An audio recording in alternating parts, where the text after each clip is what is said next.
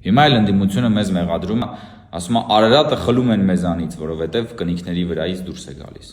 Ախ հնարավոր չի ձեզանից խլել այն, ինչ որ ձերը չի։ Արարատը պատկանում է այլ պետության։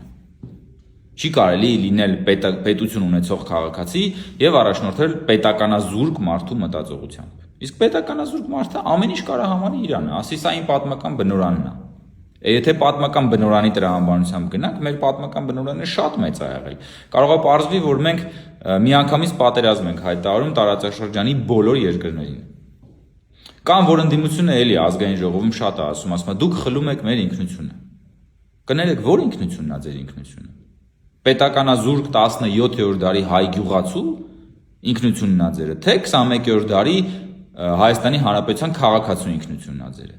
Եթե 17-րդ դարի գյուղացու պետականազուրկ, ուրեմն վաղվանից ես առաջարկում եմ ազգային ժողով գալ տրեխներով, խուրջինը քսեք ուսներից եւ մագաղաթի վրա կգրեք, կամ ինչ որ ուրիշ բանի վրա։ Հրաժարվեք բոլոր նոր տեխնոլոգիաներից, ձեր iPhone-ներից, մեքենաներից, էշով եկեք ազգային ժողով, գործի հարգելի ընդդիմություն։ Եթե տենց է, եթե ձեր ինքնությունը դա է, մենք չենք պատրաստվում դա խլել ձեզանից։ Բայց եթե մենք 21-րդ դարում ենք ապրում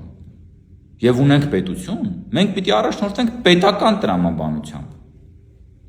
Եվ եթե ինչ-որ մեկը առաջարկում է, որ մենք պիտի բոլոր երկրներին տարածաշրջանի պատերազմ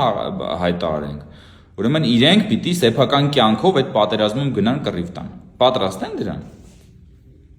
Հին Հռոմում, երբ որ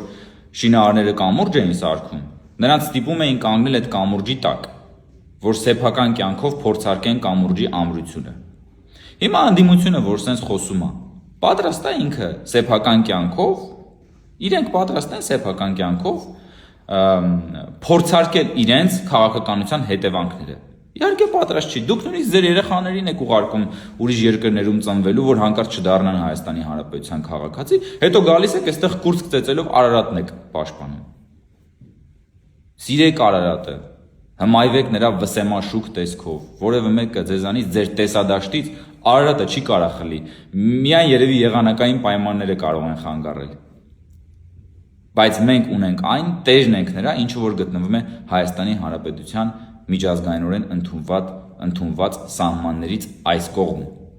Սա նշանակում է ունենալ պետություն եւ առաջնորդվել պետություն ունեցող քաղաքացու տրամաբանությամբ եւ ոչ թե պետականազուրկ հայի հոգեբանությամբ։